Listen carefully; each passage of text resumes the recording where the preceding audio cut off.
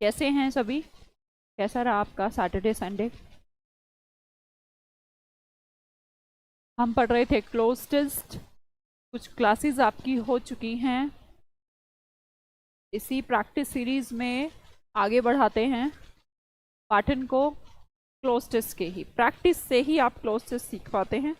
और कोई कोई जादू वाला कोई तरीका नहीं होता कि कोई मंत्र बता दें आपको और आप क्लोज टेस्ट सीखें। ठीक है, आ जाइए फटाफट। जी, गुड इवनिंग शंकर, रतिमा, अर्चना, दीप्ति, रेनू, राजपाल, साक्षी। ये लड़के भी टाइम से आ जाया करो। ज्योति, क्या ऐसा तो नहीं गर्ल्स का बैच तो नहीं चल रहा? राखी, मनीषा, या फिर ऐसा लड़कियों को ज़्यादा मुझसे पढ़ने का शौक हो? काव्या, तो नाइस नेम। जी, फारूक अब्दुल्ला जी, धन्यवाद। आ जाइए फटाफट, 6:10 हो गए हैं, आपकी क्लास का टाइम हो गया है। एक बार मुझे बता दीजिएगा, स्टूडियो चेंज हुआ था मतलब थोड़ा सा। Just tell me, audio video quality everything okay? Amit ji, इनका कहना है कि इन्हें पिछले 2 क्लास से क्लोज टेस्ट की ये नहीं मिला, पीडीएफ नहीं मिला, गैप था। तो वो आप उसको आज कर दिया है? अभी कर दिया है बच्चे वो, अभी है ना, जो 2 दिन का जो गैप आ रहा था, नहीं हो रहा था। All okay, all fine?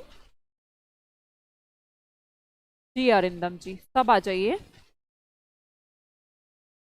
All okay, कोई प्रॉब्लम नहीं? बच्चों का कहना है ऑल ओके अमित जी, तो शायद ऑल ओके होगा। बाकी आप चेक कर लीजिए मोबाइल में, करिए। चलो करते हैं शुरू आज का क्लोज टेस्ट। हमारा क्लोज टेस्ट का पहला रूल तो वही है। सबसे पहले हम क्या करेंगे? First of all, read the passes. Passage को पढ़िए और मुझे बताइए कि पैसेज का थीम क्या है, पैसेज का टेंस क्या है, पैसेज किस बारे में है, वो थीम आप आइडेंटिफाई करें। चलिए 2 मिनट का समय देते हैं आपको, आराम से। हाँ, 4 लाइन रीड करिए, जिसके बस की जितनी हो।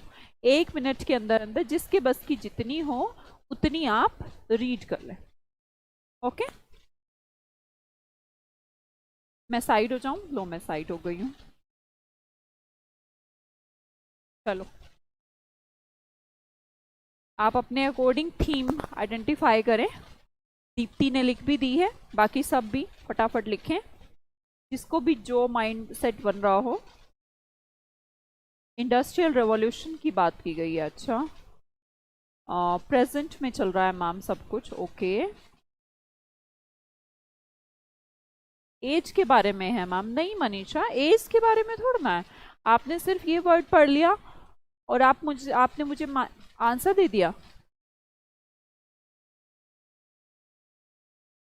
एज ऑफ मशीन के बारे में? नहीं नहीं नहीं, थोड़ा सा देखो, अगर आप थोड़ा सा पढ़ेंगे तो ऐसा कुछ लिखा है कि आज के टाइम में, आज का जो सिनेरियो अपना बैठ रहा है, इसके अंदर मशीन्स पे हम कितने डिपेंड हो चुके हैं, मशीन कैसा रोल प्ले कर रही है, रिवॉल्यूशन की बात की गई है, या फिर मशीन्स कहाँ कहाँ यूज हो रही है, ये सब बातें की गई। इंडस्ट्रियल रेवोल्यूशन एक वर्ड आपके सामने आया। यस, मशीन एज के बारे में थोड़ा सा हम कह सकते हैं कि ऐसा पासेज है। ठीक है, चलो अब हम ट्राई करते हैं फर्स्ट वाला पैसेज। थोड़ा सा आपको समझ में आ गया होगा। 2 लाइन जैसे मैं पढ़ती हूँ, age is the age of machine. I don't know कौन सी एज की बात कर रहा है, पर हाँ, we have to fill in the blanks here. Age is the age of machine. From the Khalistan, the Industrial Revolution began in Europe. Man's life has been changing many ways. At first, the change was this, but later there was a this. अब definitely आपको कुछ समझ में आया होगा। Buts के बाद और बट से पहले एकदम कॉन्ट्राडिक्टरी सेंटेंसेस होने चाहिए, जहाँ तक समझ में आ रहा है। बाकी हम चीज़ें देखते हैं। फर्स्ट ऑफ ऑल, आप पासेस का first fill in the blanks आपके सामने, आप मुझे बताइएगा। The age is the age of machine, present age is the age of machine, modern age is the age of machines, new age is the age of machine. सब अपना तरीके से try कर ले, सिविलाइज्ड जो आपको कहना है। देखो, आपने चारों ही आंसर दे दिए, मैं गलत बता देती हूँ। कि जो सी नंबर पे आपने आंसर दिया सिविलाइज्ड, सिविलाइज्ड होता है कि सेंस होना, आपको पढ़ाई लिखाई होना, संस्कार होना, कहाँ पर कैसा बिहेव करना चाहिए, कैसे कपड़े पहनने चाहिए, किस कंडीशन में कैसा बिहेव किया, किस कंडीशन में, मतलब आपका एक जो पूरा बॉडी स्ट्रक्चर है, आपका बिहेवियर है, ये आपके एटमॉस्फेयर के अकॉर्डिंग है, उन्हें भी हम सिविलाइज्ड कहते हैं, सभ्य लोग। अब सभ्य लोगों का मशीन से क्या लेना देना बेटे? अब जरूरी थोड़ा ना सभ्यता तो अब यह समझिए कि हड़प्पा सिविलाइजेशन आपने पढ़ा होगा, सुना है, तो वो लोग सभ्य नहीं थे क्या? वो भी तो एक सभ्यता थी, टाइम पे भी अपने कुछ सिनेरियो रहा होंगे, पर वहां तो एज ऑफ मशीन नहीं था, तो डेट्स वाई आप सिविलाइज्ड वर्ड यूज नहीं कर सकते। नेक्स्ट मैं वर्ड पे आती हूँ प्रेजेंट। प्रेजेंट के साथ बच्चे एरा होता है, प्रेजेंट एरा। एरा कहते हैं एक पर्टिकुलर टाइम पीरियड को। अगर यहाँ पर एरा होता, एरा के साथ आप क्या वर्ड यूज करते हैं? Present era. जैसे मैंने उस दिन बताया था आपको, why you use powerful computer, why you use heavy rain, सुना है ना ये सब, स्ट्रॉन्ग टी, ये हम क्यों आइडेंटिफाई करते हैं? It's called native language collocation. It's native language collocation के अंदर जब आप एज की बात करते हैं, प्रेजेंट एज नहीं कहते, प्रेजेंट एज को एक पर्टिकुलर टाइम को आइडेंटिफाई नहीं करता, तो आप प्रेजेंट के साथ एरा वर्ड यूज करिए। न्यू एज, अब आप में से लिख रहे हैं कुछ बच्चे, the new age is the age of machine. बच्चे न्यू एज मतलब कि आज की, मतलब कि today's 11th of October, new age, इसकी बात चल रही है। इससे पहले इसका मतलब क्या हुआ कि न्यू मतलब होता है कि आज, कल नहीं था, न्यू तो आज है ना, लेकिन हम किसी आज पर्टिकुलर स्लॉट की बात नहीं कर रहे बेटा, किस टाइम की, एक पूरे स्लॉट की बात कर रहे हैं, पूरे टाइम की बात कर रहे हैं। पिछले 50 सालों से, 100 सालों से क्या चलता रहा है? मशीन्स के ऊपर हमारी डिपेंडेंसी बढ़ती जा रही है ना। तो हमारे पास एक वर्ड बचता है, what? Modern age is the age of machine. This is a collocation used with age. जब आप एज वर्ड को यूज करते हैं तो साथ में वर्ड यूज करते हैं मॉडर्न। आई थिंक समझ पा रहे होंगे बात। तो फर्स्ट का आंसर है बच्चे, modern age is the age of machines. Yes Shankar Kumar, मैं कोलोकेशन सारे आपको दे दूंगी बेटे, आप एक दिन रीड कर लीजिएगा सारे, ठीक है। नेक्स्ट देखते हैं, एक तो हो गया the modern age is the age of machine. Modern मतलब कि नया, कुछ जो अभी चल रहा है, तो वो मशीन्स का एरा है। ओके, उसके बाद देखते हैं, from the Khalistan the industrial revolution began in Europe, man's life has been changing Khalistan many ways. तो देखेंगे फ्रॉम द खालिस्तान, जब हम कहते हैं began is a word, is a verb here, began को आप बोलेंगे स्टार्ट होना, तो स्टार्ट होना, या फिर वर्ड लिखा है यहाँ पर फ्रॉम, तो फ्रॉम द क्या? From the birth, from the beginning, from the time, from the start. बच्चे बिगैन जब आप वर्ड यूज करते हैं from the beginning, it's began, गलत वर्ड है, आप उसको आइडेंटिफाई बिगिनिंग से नहीं कर सकते हैं। आपने देखा वर्ड क्या, इंडस्ट्रियल रिवॉल्यूशन का जो फ्रॉम द, फ्रॉम किसको इंडिकेट करता है? किसी पॉइंट ऑफ टाइम के लिए, या फिर time of, point of place के लिए। तो आपने क्या वर्ड भरा, आप खुद ट्राई करें। हाँ सोनी कर लेंगे ना, आप किसी कोई कुछ पूछेंगे तो करेंगे। नहीं बेटे, फ्रॉम द बिगिनिंग होता तो आप ऑफ वर्ड यूज करते, एक तो preposition, from the beginning of the industrial revolution नहीं है ना ऑफ, लेकिन मैंने बोला था ना प्रपोजिशन को भी थोड़ा सा समझा करो, ऑफ नहीं है। नहीं, बर्थ क्यों लिख रहे हो अभिषेक? आप कुछ भी लिखोगे क्या? किसी बंदे के जन्म की बात हो रही है तो आप बर्थ लिख दिए हो। From the time the industrial revolution, very good. From the time, from the start नहीं, क्योंकि स्टार्ट और बिगेन एक साथ नहीं करेंगे। फ्रॉम द बिगनिंग भी नहीं, क्योंकि बिगेन और बिगेन भी स्टार्ट नहीं करेंगे। बर्थ बहुत ही इररिलेवेंट ऑप्शन है यहाँ पर, तो आप यूज करेंगे from the time industrial revolution began in Europe, जब यूरोप में इंडस्ट्रियल रिवॉल्यूशन शुरू हुआ तब की बात करी गई है, तब से ऐसा हुआ है। Man's life has been changing Khalistan many ways. कौन सी प्रपोजिशन आपको ठीक लगती है? Changing into many ways, changing in many ways, changing to many ways, changing with many ways. आपको पता होना चाहिए चेंजिंग के साथ आप कौन सा प्रपोजिशन यूज कर सकते हैं।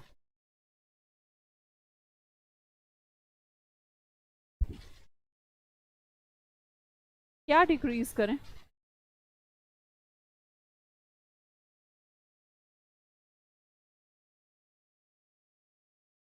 इनटू, कोई इनटू लिख रहा है, कोई इन लिख रहा है, कोई इन लिख रहा है, कोई इनटू लिख रहा है। चलिए ठीक है, कोई बात नहीं, मैं समझाती हूँ। एक चीज तो हो गई, कोई टू और विद नहीं लिख रहा। देखो इतना जनरल परसेप्शन आपका है कि आप या तो इन भर रहे हैं या इनटू भर रहे हैं, ऐसा सबके साथ हो रहा है आपका। तो मैं आपको बताती हूँ कि इन और इनटू में डिफरेंस क्या होता है। पहले इनटू समझ लेते हैं। इनटू मतलब स्टेट चेंज। जिससे मैं बोलूं वाटर चेंज इनटू वापर, जब मैं बोलूं पानी भाप बन गया, या फिर मैं बोलूं आइस बदल गया, किस में? पानी में। आइस चेंजेज इनटू वाटर, तो इसे कहते हैं जब स्टेट बदलती हो, कुछ बदल कर। जैसे कि कोई लड़की कोई, आप समझ रहे हैं कि एकदम से जादू उठाया उसने, पहले तरबूज था फिर एकदम लड़की निकली वहां से, तो वो क्या हुआ? चेंज इनटू, मतलब कि पहले कोई प्लेस होना उसके बाद बदल जाना, उसे कहते हैं बेटा चेंज इनटू। क्या आपको यहाँ कुछ ऐसा नजर आया? चेंज इनटू मैनी वेज, ये बोला कई तरीकों से बदल गई है, वो तरीका आपको नहीं बताया। ये नहीं बताया कि पहले वो लिखा करता था, लेटर भेजा करता था, और लेटर इनटू मेल। अगर ऐसा लिखा होता कि लाइफ हैज बीन चेंजिंग, या फिर इस तरीके से लिखा होता चेंज इनटू व्हाट, कि पहले जो लेटर लिखा था तो लेटर इनटू मेल में कन्वर्टेड हो गया, मासिस में कन्वर्टेड हो गया। जब स्टेट बताई जाती तो इनटू बोलता, पर यहाँ स्टेट ही नहीं बताई, बस ये बताए कई तरीकों से बदल गया, कई तरीकों में बदल गया। तो देन, आवाज कम आ रही है? नहीं नहीं, कोई और बताएगा मुझे सोनी के अलावा?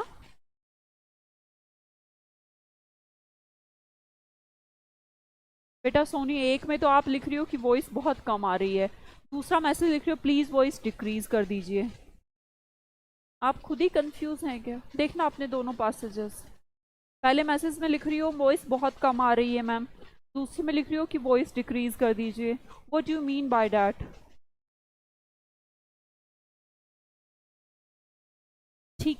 ठीक से देखा करो।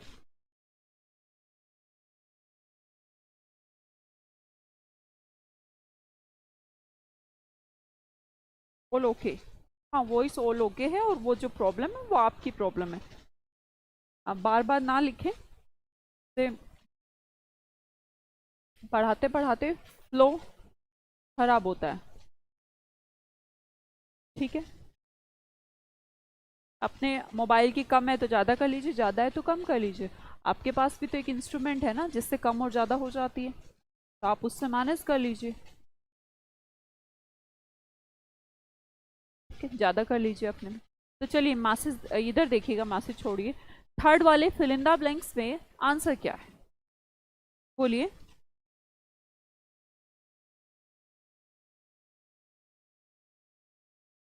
बोलिए, अरे आंसर बोलिए, वॉइस को छोड़िए, वॉइस का जो भी है आप उसको बढ़ा घटा लीजिए अपने अकॉर्डिंग। आप समझ में आया? यस, आप समझ में आया? इन many veg, very good.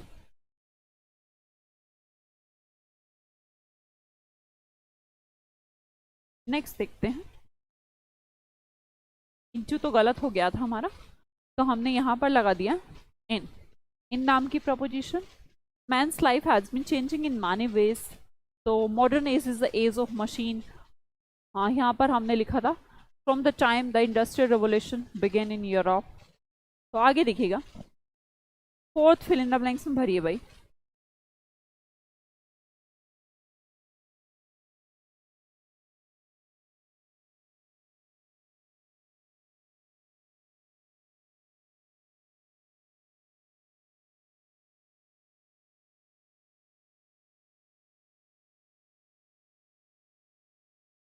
Answer भेजिए मुझे।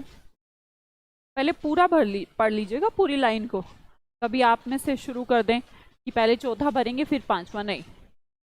जब किसी लाइन में दो फिल इन द ब्लैंक्स लगातार से हो, जैसे यहाँ पर लिखा है बट, तो आपको एक कंजंक्शन मिल गया व्हाट, बट। अब बट से इधर और उधर जो भी स्टेटमेंट है वो एक दूसरे की क्या हो सकती हैं, क्या सिमिलर हो सकती हैं बेटे, मुझे बताइएगा। और स्टेगनेंट का मतलब लिखिएगा, पढ़ा चुकी हूँ, स्टेगनेंट का मतलब लिखिएगा, ये मैं आपसे पूछ रही हूँ। और बट से पहले मुझे बताइएगा, जब बट नाम का प्रपोजिशन यूज हुआ हो तो उसके आगे और पीछे कॉन्ट्राडिक्टरी वर्ड्स भरे जाएंगे या सिमिलर वर्ड भरे जाएंगे? डेफिनेटली कॉन्ट्राडिक्टरी भरे जाएंगे। अगर एंड होता तो हम सिमिलर भरते कहीं ना कहीं। तो देखते हैं, at first the change was this but later was there was an कुछ भी। अब हम बोलेंगे दोनों में से यहाँ पर स्लो फास्ट, पहले फास्ट था नहीं मैम, पहले फास्ट था नहीं, दूसरे में स्लो का ही मुझे लगता है एक वर्ड से हमारा इंडिकेशन होगा। जो एक दूसरे के एंटोनिम मुझे समझ में आ रहे हैं वो क्या समझ में आ रहे हैं, इसमें इंक्रीज और उसमें डिक्रीज, मतलब कम, लो, लेस। तो लास्ट वर्ड आपको दिखाई आ रहा है, यहाँ पर एक ही वर्ड है जो किसको शो कर रहा है, कॉन्ट्राडिक्टरी यूज करेंगे। यस, कॉन्ट्राडिक्टरी ही यूज करेंगे। हाँ जी,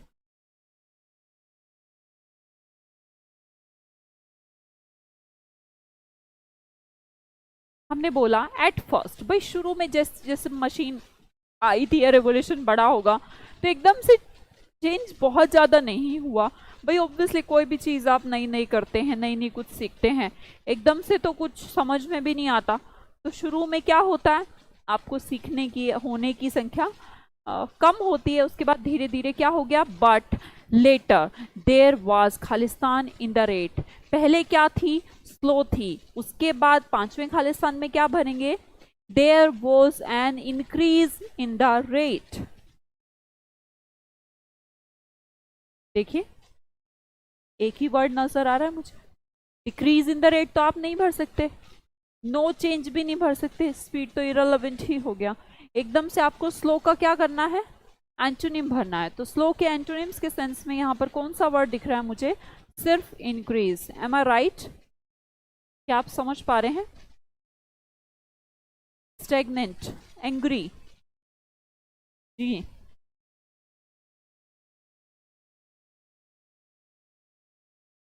चलिए 6 फिल इन द ब्लैंक्स भरिए फिर। Now machines have become Khalistan of our daily lives. अभी क्या हो गया है,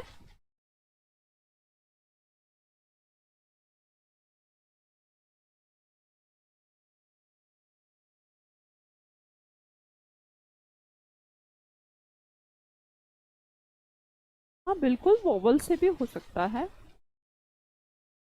आप देखें यहाँ पर एन आपका आर्टिकल है, एक आर्टिकल जिसके साथ अगला वर्ड जो शुरू होना चाहिए वो डेफिनेटली उसका साउंड कैसा होना चाहिए, वोवल साउंड होना चाहिए। तो एन के साथ आप इंक्रीज वर्ड ही यूज करेंगे। और अगर बिल्कुल ही नहीं समझ में आता तो पहले इंक्रीज भर दीजिए, फिर इसका एंटोनिम पिछले में भर दीजिएगा, वहां पर स्लो भर दीजिए, एक ही बात है।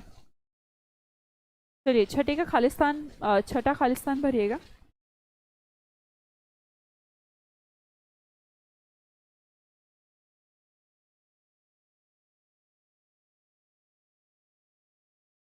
Now machines have become Khalistan of our daily lifes. अब मशीन्स हमारी डेली लाइफ का क्या बन गई हैं, कंपोनेंट बन गई हैं, नेसेसिटी बन गई हैं, पार्ट ऑफ पार्ट बन गई हैं हमारा, या फिर हमारी सपोर्ट बन गई हैं। तो समझेंगे, now machine have become Khalistan of our daily lifes, हमारी डेली लाइफ दैनिक जीवन का एक क्या बन गई हैं। भरिए सभी अपने अपने तुक्के मार लीजिएगा। सपोर्ट बन गई हैं, अरे वाह।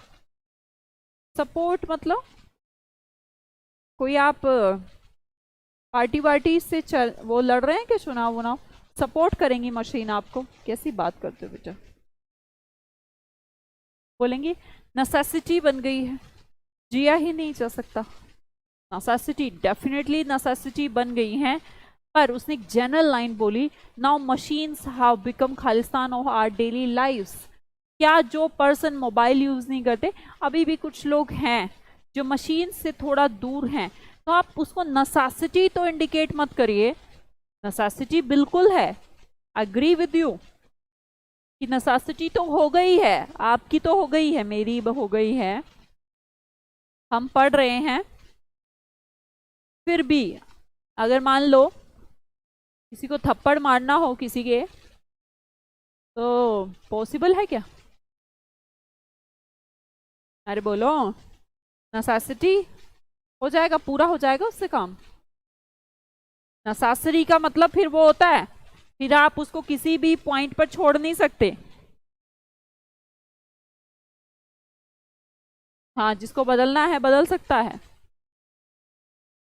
कंपोनेंट नहीं है। हम कोई मशीन नहीं थे कि जो हमारा एक कंपोनेंट मशीन हो गया।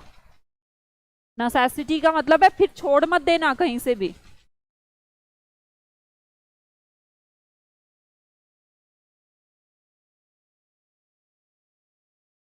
यस, पार्ट आएगा, क्योंकि क्या लिखा है, डेली लाइफ्स। डेली लाइफ की नेसेसिटी नहीं, डेली लाइफ का पार्ट बन चुकी है। नेसेसिटी में फिर छोड़ मत देना भाई। मैंने बोला थप्पड़ मारना और डिजिटली थप्पड़ पॉसिबल है क्या? नहीं है ना। पार्ट, यस, हम कहते हैं हमारी जिंदगी का महत्वपूर्ण हिस्सा बन चुकी हैं, हमारी लाइफ का एक पार्ट बन चुकी हैं, हम उनके बिना अब रह नहीं पाते। हम इसको नेसेसिटी नहीं, पार्ट बोलेंगे बेटा। नेसेसिटी तो फिर वो चीज़ हो गई, फिर सब कुछ उसी से होना चाहिए, पर पॉसिबिलिटी तो है, हो सकता है, अभी भी जिया तो जा सकता है। मान लो एकदम मशीन वशीन सब खत्म हो जाए अभी, ये ऑनलाइन ऑनलाइन सब मोबाइल, फिर भी आप जिएंगे तो जरूर। जिंदगी तो थी ना इससे पहले भी। अच्छा, मेरा डिजिटल थप्पड़ पॉसिबल नहीं है वो मानना। चलिए 7th भरेंगे। इन खालिस्तान countries only a small section is engaged in agriculture. बच्चे इसको आप यहां से नहीं भर सकते कि आप इन भर दें और कंट्रीज भर दें। फर्स्ट ऑफ ऑल आप पूरी लाइन को पढ़ के आइए, पूरी लाइन में क्या लिखा है वही भरवाएगा कि 7th का आंसर क्या होगा। 7th का आंसर ये इन और कंट्रीज नहीं भरवा सकता, पहले आप पूरी लाइन को पढ़ के आए। जब आप पूरी लाइन को पढ़ के आएंगे तो आप समझेंगे what the writer want to say. भरिए।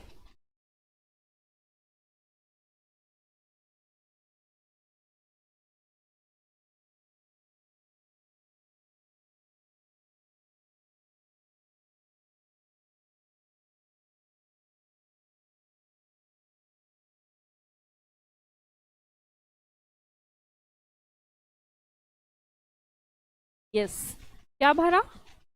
इन मॉडर्न या फिर डेवलप्ड लार्ज कंट्रीज। अरे बाप रे, पहले तो समझ लो क्यों तुक्के बहुत मारते हो। लिखा is engaged in agriculture, small section, बहुत कम एरिया एग्रीकल्चर में लगा इन कंट्रीज का, पहले तो ये समझ लीजिएगा। तो बताइएगा मुझे, दो तीन ही तरीके की कंट्रीज हैं भाई, अंडर डेवलप्ड है या डेवलपिंग है या फिर डेवलप्ड है। या तो अभी विकास से बहुत नीचे हो गई या फिर अभी विकास कर रही हैं, जैसे इंडिया डेवलपिंग कंट्री है, और जैसे अमेरिका की बात करें तो वो डेवलप्ड कंट्री है, विकसित हो गई। तो बोला है कि स्मॉल सेक्शन, तो एग्रीकल्चर खेती वेती कम करते होंगे वो लोग, कौन? जो एडवांस्ड, आप जिसको कह रहे हैं विकसित वाली कंट्रीज, या फिर आप बोल रहे हैं डेवलपिंग वाली कंट्रीज। अब आप सोचेंगे कि मैम हम तो एडवांस लगाएंगे, एडवांस्ड कंट्रीज कोई वर्ड ही नहीं है बेटा। तीन ही टाइप की आपके कंट्रीज यूज करी जाती है। हम इकोनॉमिक्स के अकॉर्डिंग 3 भागों में कंट्रीज को बांटते हैं। एक तो अंडर डेवलप्ड, दूसरा डेवलपिंग जैसे कि इंडिया, और तीसरा डेवलप्ड जो डेवलप्ड हो चुकी है। तो एडवांस्ड नाम का तो कोई वर्ड ही नहीं है, ये सिर्फ आपका साइकोलॉजी है कि आप एडवांस्ड कह रहे हैं, ठीक है, तो आप एडवांस ना कहें। लार्ज कंट्रीज नाम का भी कुछ लार्ज कंट्रीज का क्या लेना देना है कि वहां पर एग्रीकल्चर कम है? इंडिया भी तो बड़ी कंट्री है, वहां पर एग्रीकल्चर कम है? नहीं है। अमेरिका तो छोटी है, फिर वहां पर एग्रीकल्चर ज्यादा क्यों नहीं है? समझ पा रहे हैं बात? ठीक है, तो हम बोलेंगे मॉडर्न भी नहीं। आप कौन कौन सा सब्जेक्ट पढ़ाते हैं मैम? आप इकोनॉमिक्स अरे भाई बेटा, ऐसा है कि जब हम, मेरा ऐसा कुछ नहीं पढ़ाने को, तो टीचिंग की फील्ड में तो मैं सिर्फ इंग्लिश लैंग्वेज ही पढ़ाती हूँ, और बाकी बुक्स का शौक है। आप मुझसे अगर ये पूछेंगे कि मैम थोड़ा ब्रीफली आप हिस्ट्री का आइडिया दे दीजिए, तो मुझे हिस्ट्री का भी आइडिया है कि हम जो स्टार्टिंग हड़प्पा मोहनजोदारो से हुई, वैदिक काल जो हमारे आए, बीच में हमारे धर्म वगैरह आ गए, एंड आफ्टर डेट हमारा मॉडर्न एरा जो निकल के आता है, जो मुगल काल वाला जो सेशन आप बोले, इस बीच में कुछ हिंदू राजा भी हुए। आफ्टर डेट ये हमारा पूरा अंग्रेजों वाला सिस्टम वास्को डी गामा के बाद जो शुरू हो जाता है 1498 के बाद, वो मॉडर्न एरा वाली भी बात करूं तो सब पढ़ा है मैंने। तो बुक्स का शौक है मुझे सिर्फ, और ऐसा नहीं, इकोनॉमिक्स का भी बहुत शौक है, तो मैक्सिमम चीज़ें मैं आपको आइडेंटिफाई भी करा सकती हूँ। ज्योग्राफी का भी, तो बुक्स का शौक है, ऐसा कुछ नहीं है कि मैम आप क्या क्या सब्जेक्ट पढ़ा लेते हैं। अगर चाहूँ तो, अगर आप मुझसे बोले कि हिस्ट्री पढ़ा दीजिए तो मैं हिस्ट्री भी पढ़ा दूंगी, आप बोलेंगे ज्योग्राफी पढ़ा दीजिए ज्योग्राफी भी, और साइंस में इसलिए पढ़ा सकती हूँ बिकॉज मेरा जो एजुकेशन जो रहा मेरा, वो साइंस ही फील्ड से रहा। उसमें मुझे कुछ ज़्यादा खास इंटरेस्ट वाली तो बात नहीं बोलूँगी, क्योंकि मुझे इंटरेस्ट आर्ट्स में ज़्यादा इंटरेस्ट है अगर मैं बोलूँ, और मेरा एजुकेशन साइंस से है, तो डेफिनेटली मैं दोनों पढ़ा सकती हूँ। और चूज़ मैंने इंग्लिश लैंग्वेज किया, क्योंकि एक टाइम था जब गांव में पढ़ते थे तो मुझे इंग्लिश से बड़ा खौफ लगता था। मैं ऐसा सोचती थी कि कैसे यार, ये कैसे लोग बोल लेते हैं, कैसे लोग लिख लेते हैं, कैसे समझ लेते हैं, और ये बहुत टिपिकल काम है। तो फिर 12th के बाद ही एक माइंड का ऐसा सिनेरियो हो गया था कि यार ये इंग्लिश को तो नहीं छोड़ना है भाई, ये हर जगह बेइज्जती कराती है, या तो बेइज्जती कराती है या फिर मेरा कॉन्फिडेंस लूज करने का कोशिश करती है। तो उसके सीखने के चक्कर में फिर मुझे इतना पसंद आ गया कि इंग्लिश लैंग्वेज में ट्राई करूं कि मेरा खौफ निकला तो औरों का भी निकाल पाऊँ। उसके कुछ तरीके मैंने निकाले भी चीज़ों को, और वो आपको, जो मैंने पढ़ा, जिस तरीके से मैंने पढ़ा, वो आपको डिलीवर कर रही हूँ। तो आप मुझसे बेटर जानते हैं, आप अपना भी जानते हैं, मेरे वाला भी जानते हैं।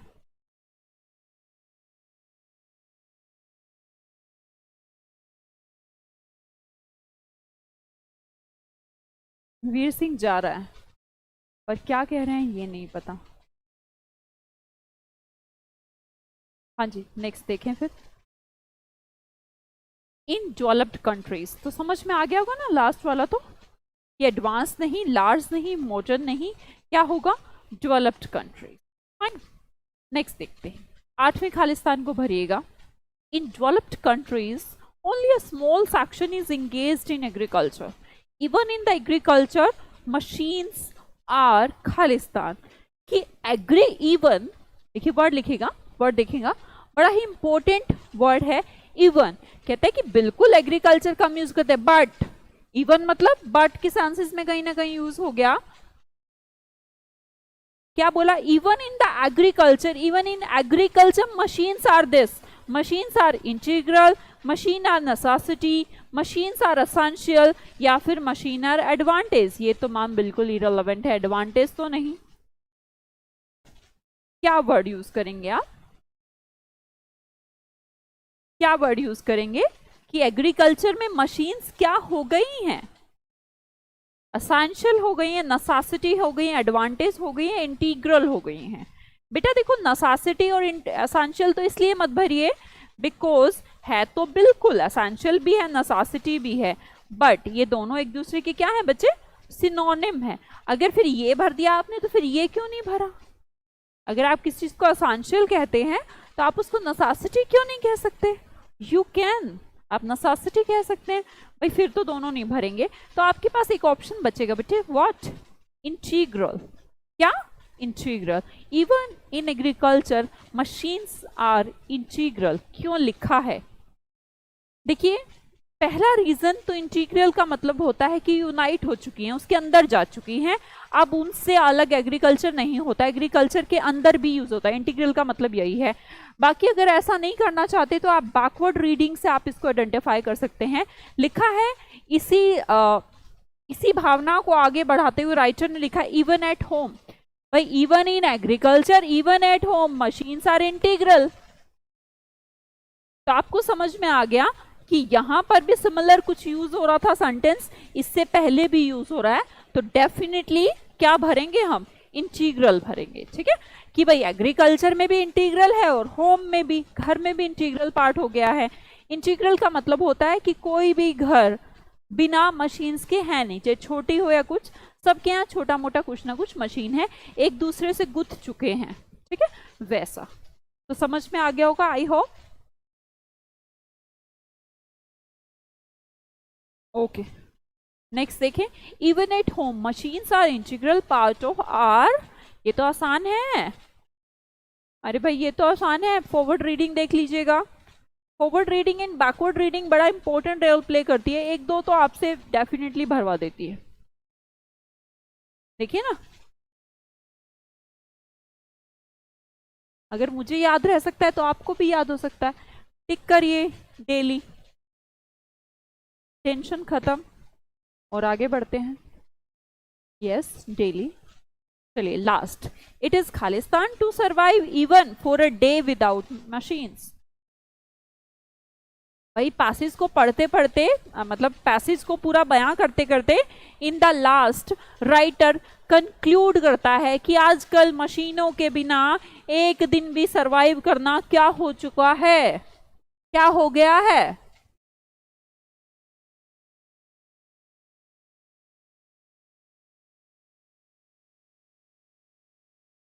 इम्पॉसिबल। ऑब्वियसली क्राइम तो नहीं बोलेंगे आपको, सर्टेन और पॉसिबल तो आप यूज ही नहीं कर सकते, क्योंकि सबसे पहले हमने लिखा कि एग्रीकल्चर में भी जरूरी है, घर में भी कोई जगह नहीं जहां पर होना, तो definitely what word should be used here, impossible. It is impossible to survive even for a day without machines. ठीक है, तो आई थिंक आपको पूरा पैसेज समझ में आया होगा, कहीं पर भी किसी प्रकार का संशय नहीं होना चाहिए। इसके साथ ही आप बढ़ते हैं नेक्स्ट पैसेज की ओर, और नेक्स्ट पैसेज अगले 2 मिनट के अंदर मुझे इसका थीम बताइएगा कि किस बारे में है। आराम से पढ़िए। देखिए, this is not important to practice 100, 200, 500, 1000 cloze test. No, अगर आप 10 भी अच्छे से कर लेते हैं तो आपको सीखना यही तो है कि कॉन्सेप्ट क्या है, काम क्या क्या करता है। वो कैब काम करती है, प्रपोजिशन काम करता है, आर्टिकल काम करता है, आपका सेंस, आपका ऑप्शन काटना काम करता है, ये चीजें ही तो सीखनी है। तो इस चक्कर में मत भागिएगा कि मैं तो 1000 करूंगा, नहीं, अच्छे से 1 करना और जल्दी जल्दी 10 करना बराबर है बच्चे क्लोज टेस्ट के अंदर। तो अच्छे से समझ में आया, वेरी गुड। चलिए अगले का फिर देखिएगा, पैसेज का थीम क्या है, जल्दी से देखें।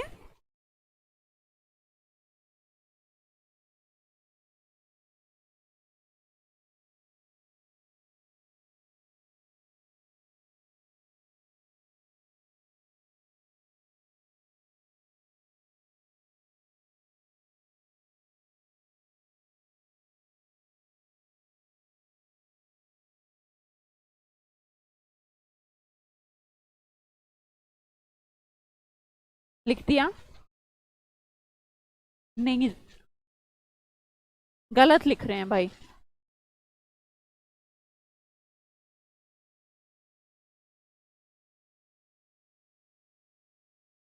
राहुल दोनों ही करवाती हूँ, आप पूरा बैच नहीं देख रहे क्या मेरा?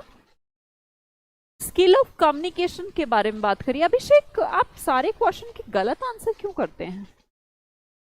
आप थोड़ा सोच समझ के क्या करें। मैक्सिमम क्वेश्चन देखती हूँ मैं आपके, गलत करते हैं आप। बच्चे 2-3 लाइन पढ़े, देखो आ जाएगा समझ में। मास communication is the delivery of Khalistan ideas and entertainment two thousands और मिलियंस ऑफ दिस साइमल्टेनियसली। एक ही लाइन अगर आप पढ़ेंगे, एक ही लाइन आपको सब कुछ कह देगी। Mass communication, what is mass communication actually, क्या होता है मास कम्युनिकेशन? मास कम्युनिकेशन क्या है? ये जो आपके टीवी, एडवर्टाइजमेंट, आइडियाज जो आपके पास आते हैं, ये सब क्या है? मास कम्युनिकेशन है भैया। बेसिकली आपका जो टीवी है, ये सब क्या है? मास कम्युनिकेशन ही चल रहा है ये। इसके अंदर लोगों को एक दूसरे से मिलने की जरूरत नहीं होती, फिर भी एक दूसरे की बातें, एक दूसरे के थॉट दूसरे तक समझ रहे हैं। यूट्यूब है, यूट्यूब भी एक तरीके का मास कम्युनिकेशन हो गया। हाँ जी, यूट्यूब पे आज क्लास रहेगी, मंडे है, रात को 9 बजे आप जुड़ सकते हैं डेफिनेटली।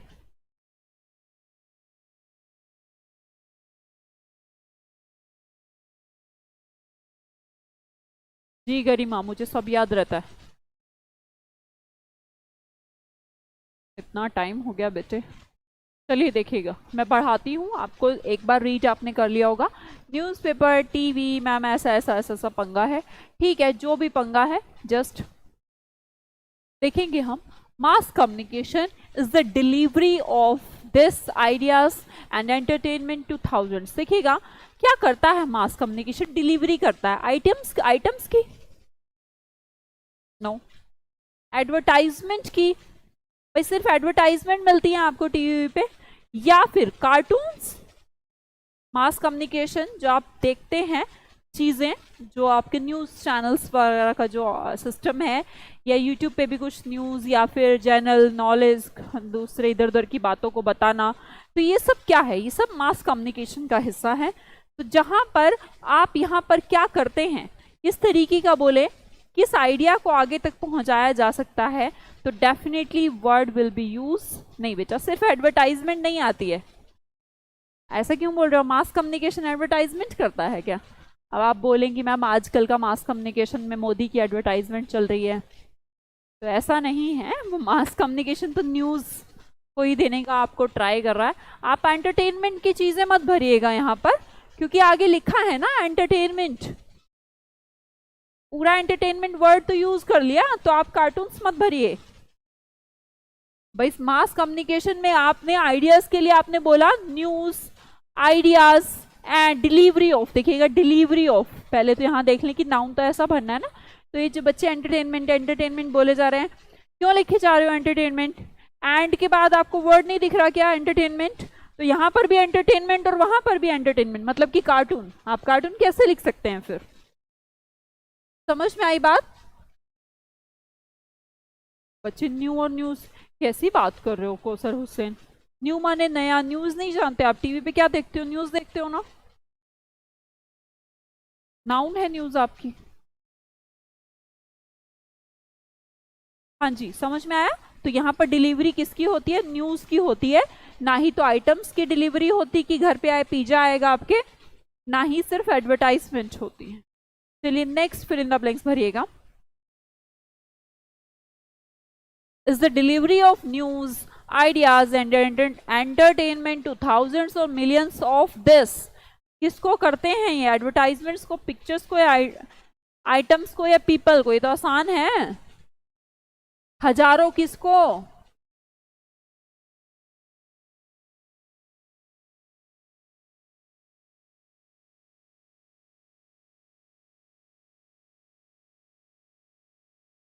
तो ये अभिषेक दिख नहीं रहा है कॉमा लगा है,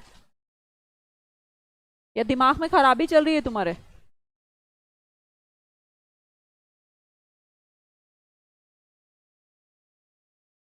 यस, एंटरटेनमेंट टू थाउजेंड्स और मिलियंस ऑफ पीपल। भाई आसान सी बात है मैम, डेफिनेटली पीपल होगा। Note advertisements, note pictures, note items. ठीक है, सबका ही आंसर ठीक है। ज्योति, राखी, निकिता, सोनी, निशु, ये गर्ल्स का ही बैच हो गया मुझे लग रहा है पूरा का पूरा, 6 बजे वाला बैच। चलिए दिक्कत नहीं है। थाउजेंड्स एंड और मिलियंस ऑफ पीपल, ये तो सबका ठीक होगा। नेक्स्ट भरेंगे simultaneously. It is a force, it is a force, कुछ भी आप कह रहे हैं यहाँ पर कहना चाह रहे हैं कि ये जो मास कम्युनिकेशन है, ये जो डिलीवरी है, लोगों को एंटरटेनमेंट पहुंचाया जा रहा है, इस मास communication is a force with incalculable on today's world. क्या? इनकैलकुलेबल इंपैक्ट डाल रहा है, इनकैलकुलेबल फोर्स डाल रहा है, वर्थ डाल रहा है या वैल्यू डाल रहा है?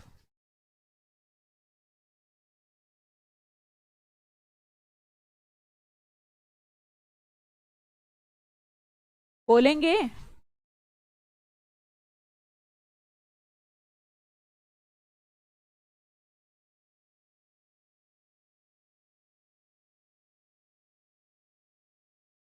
नीरज बहुत हंसी आ रही है तेरे को, है?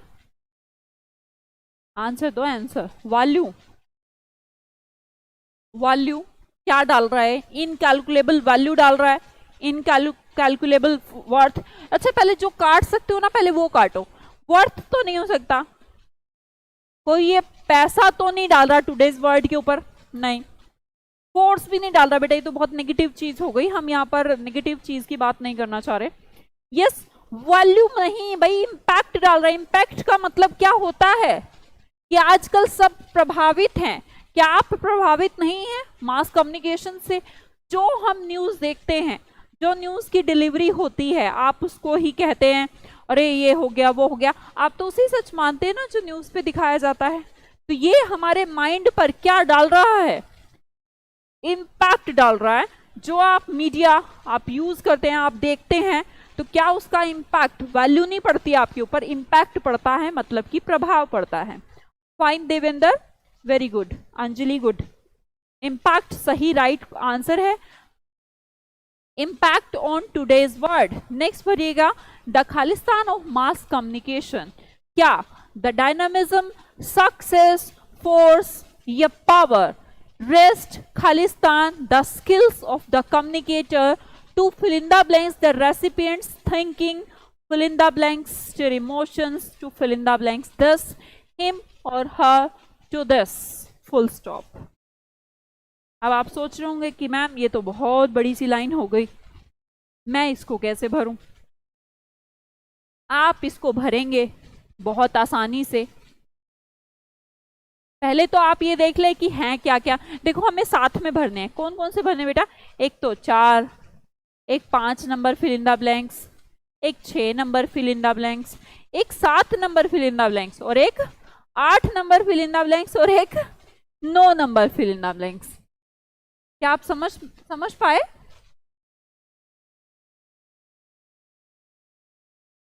अरे वाह शैलेश, वेरी गुड। शैलेश ने इतना अच्छा आंसर दिया है, मैं सोच रही हूँ कोई और भी दे दे तो अच्छा है।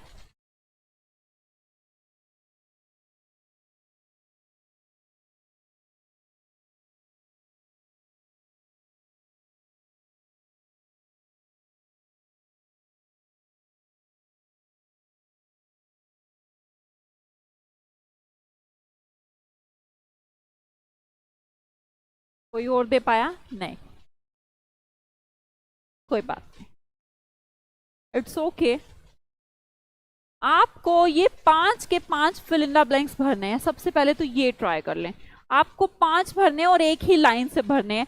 अब आप वो देख लें जो आप भर सकते हैं। 4 में आपको थोड़ा सा कंफ्यूजन है, द खालिस्तान ऑफ मास कम्युनिकेशन, रेस्ट पता नहीं मैम, डायनामिज्म तो मैम नहीं हो सकता, फोर्स भी नहीं हो सकता, पावर ऑफ मास कम्युनिकेशन या फिर सक्सेस हो। वैसे तो बहुत सारे लोगों को डायनामिज्म क्यों लगा रहे हैं बेटा?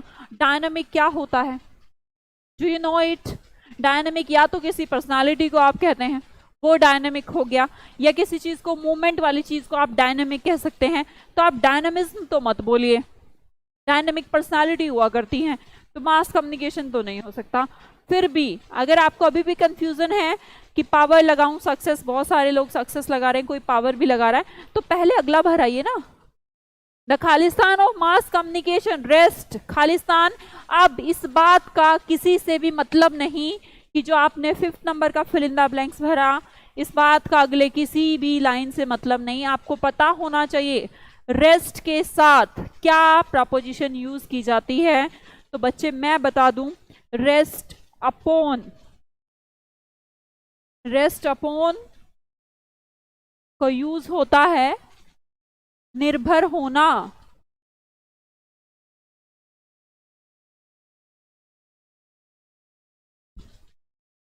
आप समझ में आ गया होगा कि जो कम्युनिकेशन का कुछ है वो डिपेंड करता है कम्युनिकेटर पे।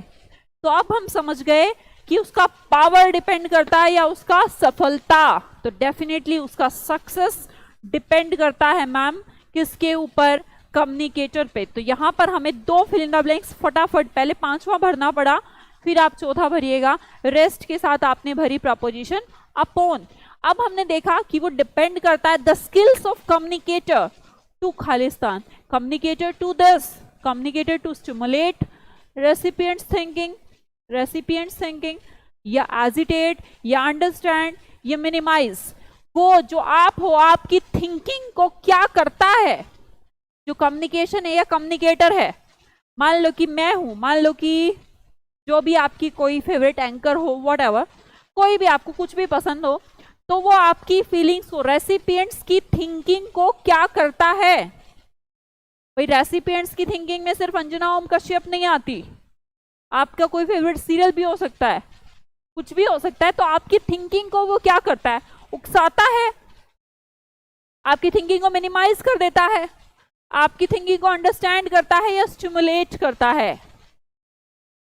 बोलेंगे यस जूली, वेरी गुड बेटे, स्टिमुलेट करता है कि जो आपको पसंद हो वही दिखाया जाए, आपको मजा आने लगे, तो उसे कहते हैं स्टिमुलेशन। किसी चीज को बढ़ाना, आपकी थिंकिंग को वार करता है आपकी थिंकिंग पर, और आपकी थिंकिंग से जो आप देखना चाहते हैं वो दिखाते हैं, उससे आप उनके साथ इंप्रेस हो जाते हो।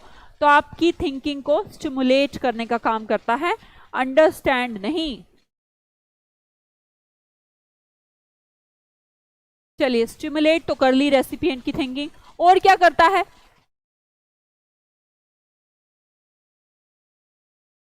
क्या करता है, अरे ये तो आसान ही है, क्या भरेंगे आप, fill in the blanks, preposition ही यूज करनी है। देखो टू इस कोमा के बाद फिर यहां पर कुछ बताइए मुझे क्या, और टू एक ही लाइन के अंदर बेटा वो लिखा है कि वो ये करता है, वो ये करता है, और वो ये करता है।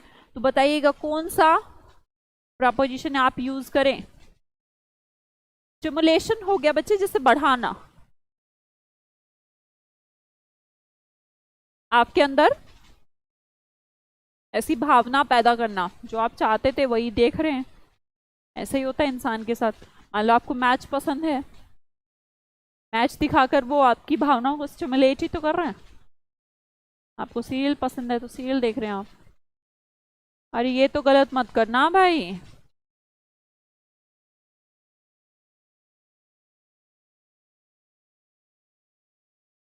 ये अभिषेक यादव जी, वेरी गुड। ये अभिषेक यादव जी, आप ये मत सोचना मैं आपको डांट रही थी तब, वो दूसरा है बेटा कोई।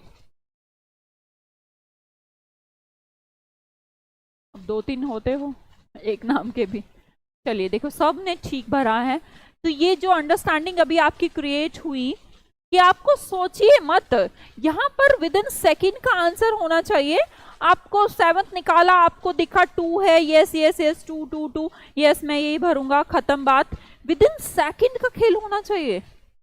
इससे कम टाइम में आप सिनोनिम वगैरह या एंटोनिम 1 वर्ड भरिएगा, उससे जल्दी आपको क्लोज टेस्ट भरना है। चलिए देखिएगा, अब 8th भी बता दीजिए, to stir emotions to Khalistan him, क्या करने के लिए उसको, हिम और हर टू दिस। तो बच्चे 8वां और 9वां आप देख रहे हैं, बहुत नजदीक फिल इन द ब्लैंक्स जब आप होते हैं तो आप दोनों को एक साथ लेके चलिएगा। पहले 8वां निकालिए, फिर 9वां, 9वें के बाद फिर 8वां देखिएगा, टू खालिस्तान हिम और हर टू दिस। या तो एनकरेज करेगा, या डिस्करेज करेगा, या परसुएड करेगा, एंडेंजर करेगा। वैसे तो मैं बता दूं इस पैसेज का जो टोन है पॉजिटिव है या बच्चे नेगेटिव, पहले आप ही मुझे आंसर दें। The tone of this passage is positive और नेगेटिव। हाँ जी, इस पैसेज का जो टोन है वो पॉजिटिव है, तो डेफिनेटली नेगेटिव जो वर्ड्स हैं उनको आप फटाफट काटना शुरू करें। तो या तो एनकरेज करेगा या परसुएड। परसुएड का मतलब होता है जैसे कि आप कहते हैं मैं परसू कर रहा हूं, किसी काम को जारी रखना, परसुइंग। 11th परसुइंग, 12th, हाँ जी पॉजिटिव है। तो पहले हम 9वां देखा है, क्या करता है वो, हिम और her to function mission, direction या एक्शन? भाई इनको डायरेक्शन करने का काम करता है या तो एनकरेज करता है उनको क्या करने के लिए, एक्शन में, ऑब्वियसली डायरेक्शन में नहीं, फंक्शन में नहीं, मिशन में नहीं। अब मुझे समझ में आ गया। आप 8वें को दोबारा देखिए, क्या करेगा वो, उनको एनकरेज करेगा कि उनको वैसे कोई काम करने चाहिए, करता तो है ही। आप टीवी देखते हैं, वहां से मोटिवेट होते हैं, एनकरेज होते हैं, क्या करने के लिए, काम करने के लिए। तो आंसर होगा आपका action, to encourage him or her to action. Mass communication is the one-to-one impact of. देखिए कहीं पर एक बार ऐसा हुआ था, एक फिल इन द ब्लैंक्स आया था हमारा, जहां पर शायद आपको इम्पैक्ट भरना था। Am I right?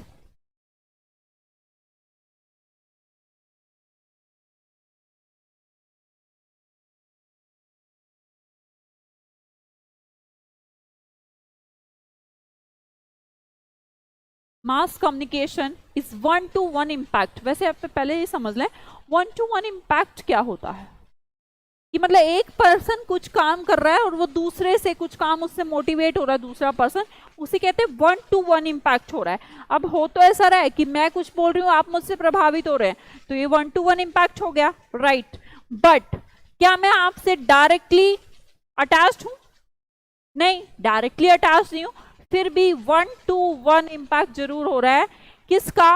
One human being intelligence upon this carried on 1000। Next, पहले मैं नेक्स्ट निकाल लेती हूं।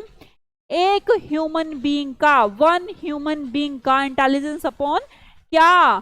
पीपल पर, मैन पर, अनदर पर, वुमेन पर। भैया मैन और वुमेन तो हम नहीं लगाएंगे मैम, क्योंकि किसी एक बंदे का, वन का जो इम्पैक्ट है वो मैन और वुमेन पे नहीं पड़ सकता, या तो पीपल पे पड़ सकता है या अनदर पे पड़ सकता है।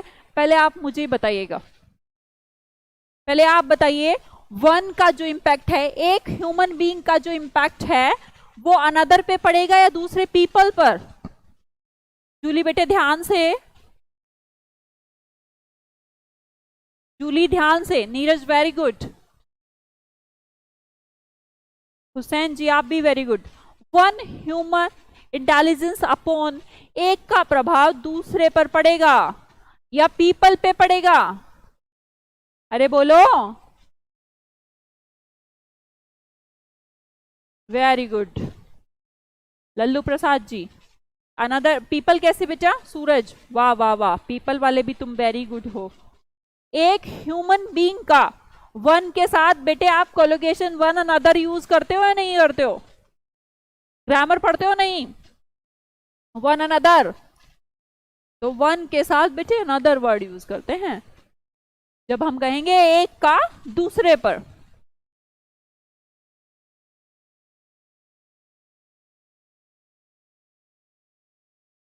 तो आपका सही फिल इन द ब्लैंक्स हो गया वन अनदर।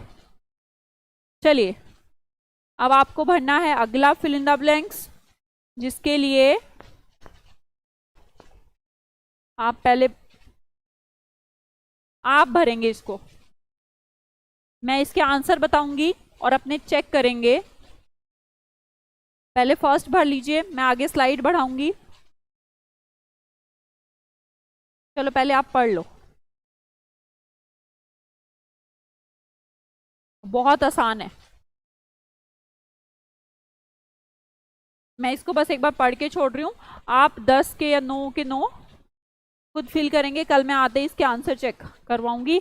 ये आपको अभी की अभी पीडीएफ आ रहा है। मैं एक बार थोड़ा सा बता दूं, I was engaged in many activities and I wanted a proper reconciliation. मतलब रिकंसाइलेशन का मतलब होता है कि दो चीजों के बीच आप एक बैलेंस बना के चले, ठीक है। Reconciliation between my activity and thought. भाई इंसान के अंदर एक तो होती है एक्टिविटी और दूसरा क्या होता है? Thought process. क्या वो जो काम करता है और जो उसका थॉट प्रोसेस होता है, डेफिनेटली दोनों जरूरी हैं। क्या है? दोनों जरूरी हैं वैसे तो। अब आगे लिखा भी है, thought without this is undeveloped thought, action without this is folly, मतलब कि बेकार है। Of course we Khalistan act on some, act on some impulse, कभी कभी हमारे मन में कुछ गुस्सा आवेग आ जाता है और अर्ज को इच्छा आ जाती है। इफ सडनली, अगर अचानक से यू थ्रो, क्या, ब्रिक एट मी, ब्रिक माने ईंट, जब आप अचानक से मेरे ऊपर ईंट देके मारे, my goes up in front to, पता नहीं मुझे भी, fill in the blanks, myself, मेरे को बचाने के लिए इन फ्रंट करूंगा, क्या करेगा, I don't know. It is an automatic process होगी, automatic action, not a result of deliberate thought. ये इस टाइम पे अगर आप किसी को ईंट मारेंगे, उस टाइम पे वो बंदा क्या करेगा, उसके माइंड की प्रोसेस नहीं है, वो क्या है, अचानक से सडनली उसके ऊपर नेचुरल एक थॉट क्रिएट होगा, वो है। तो यहां पर इस पासेस के बारे में अगर मैं बात करूं तो बच्चे, ये पासेस किस बारे में है, ये पासेस हुआ इंसान की एक्टिविटी और थॉट के बारे में, ये पासेस आपको बयां करता है। इसके ऑप्शंस आपको अभी नीचे आने वाले हैं, क्लास क्लोज होती है, आप इसको अभी भर के रखेंगे, मैं कल आती इसके आंसर चेक करेंगे, आप आंसर चेक करें और ट्राई करें 10 के 10 ठीक हो, 9 के 9 ठीक हो, क्योंकि बहुत आसान है।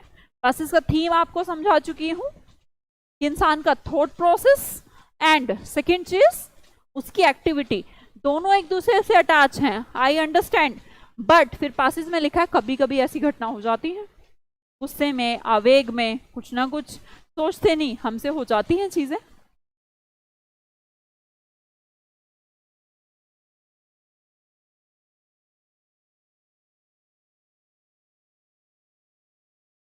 समझ में आई बात?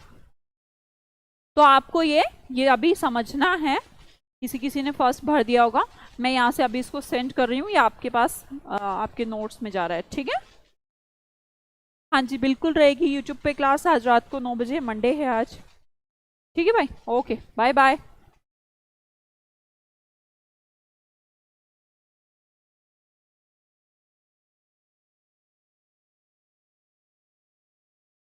फारूक, अगर आपको जल्दी चाहिए तो बेटा आप चेंज करा लीजिए बैच। फारूक अब्दुल्ला, आप अपना बैच चेंज करा लीजिए अगर आपको पहले वो वाला सेक्शन पढ़ना है, खोल करके है। पारस जैन, आज ही एडमिशन किया है तो आपको ये क्लास नहीं देखनी चाहिए बेटा, पीछे की क्लास देखिए, है ना?